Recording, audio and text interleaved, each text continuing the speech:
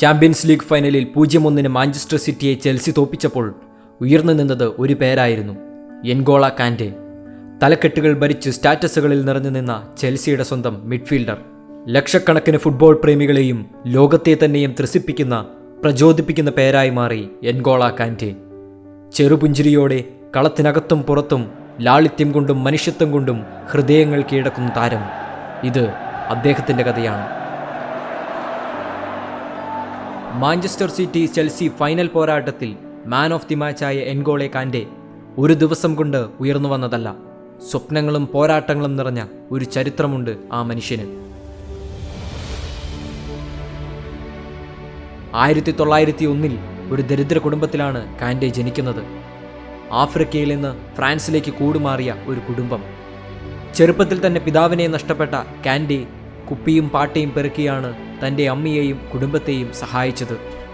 1998 ഫ്രാൻസിൽ വെച്ച് നടക്കുന്ന വേൾഡ് കപ്പ് മത്സരങ്ങൾ.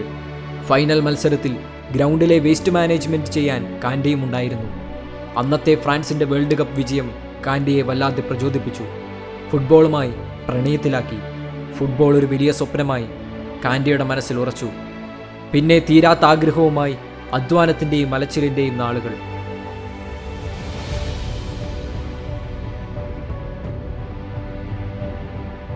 ഉയരം കുറവാണ്, വലിയ ശരീരമില്ല എന്നുള്ള കാരണങ്ങൾ പറഞ്ഞ് പല ക്ലബ്ബുകളും കാൻറ്റെയെ സ്വീകരിച്ചില്ല.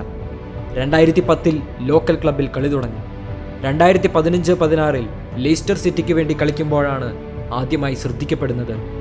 കാൻറ്റെയുടെ തോളിലേറി ലെയ്സ്റ്റർ സിറ്റി ആ സീസണിൽ ചാമ്പ്യന്മാരായി.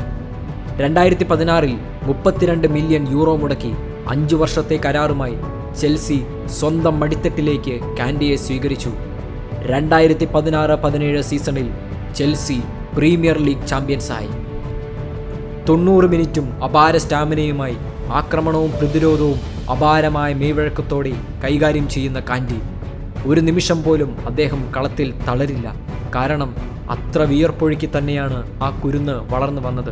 ഗ്രൗണ്ടിൽ എങ്ങനെയാണ് ഇത്രമാത്രം സ്റ്റാമിനയോടെ ഓടാൻ സാധിക്കുന്നത് എന്നാരെങ്കിലും ചോദിച്ചാൽ കാൻറ്റെ പറയും: ഞാനും പലപ്പോഴും തകർന്നിരിക്കുകയാണ്, തളർന്നിരിക്കുകയാണ്, വിയർത്ത് കുളിച്ച് ഒരല്പം പോലും ഊർജം തോന്നാത്ത സമയങ്ങളുണ്ട്. പക്ഷേ അപ്പോൾ എൻ്റെ ടീം, കൂടെയുള്ള കളിക്കാർ, അവർക്ക് വേണ്ടി കൂടിയാണ് ഞാൻ കളിക്കുന്നത്. എന്നെ വിശ്വസിക്കുന്നവരാണ് അവർ ഓരോരുത്തരും. എന്നിൽ അവർ പ്രതീക്ഷ വയ്ക്കുന്നുണ്ട്. അതാണ് എൻ്റെ ഊർജം. വീണ്ടും ഒരു പടക്കുതിരയെപ്പോലെ ഞാൻ ഓടും. അവാർഡുകൾ വാങ്ങുമ്പോൾ, വിജയങ്ങൾ പൊതിയുമ്പോൾ എളിമയോടെ തലതാഴ്ത്തി ചെറുപുഞ്ചിരിയോടെ കാൻറ്റെ പറയും: ഞാനല്ല, എൻ്റെ ടീമാണ്, എൻ്റെ കോച്ചാണ് ഈ വിജയത്തിന് പിന്നിലും. It is good to win awards, but most important part is to win together. ജയിക്കുമ്പോൾ ഒന്നിച്ച് ജയിക്കണം. തീയിൽ കുരുത്തത് വെയിലത്ത് വാടില്ല. 2018 ഫ്രാൻസ് വേൾഡ് കപ്പ് ഉയർത്തുമ്പോഴും മധ്യനിരയുടെ രാജാവായി കാൻറ്റെ ഉണ്ടായിരുന്നു. കളം നിറഞ്ഞു നിൽക്കുന്ന താരം അസൂയകളില്ലാതെ, അഹങ്കാരമോ ആർഭാടമോ ഇല്ലാതെ, മാന്യതയുടെ പര്യായമായി എതിർ ടീമിൻ്റെ ആരാധകരെ പോലും ഹൃദയം തുറന്ന് ആശ്വസിപ്പിക്കുമ്പോൾ അയാൾ മനസ്സുകളും കീഴടക്കുന്നു. ഇത് ലോകത്തെ പ്രചോദിപ്പിക്കുന്ന എൻഗോള കാൻറ്റെയുടെ കഥ. A dream does not become reality through magic. It takes blood, tears and sweat. The ball forward, he covers so much ground. It's special to have him, and of course when we didn't have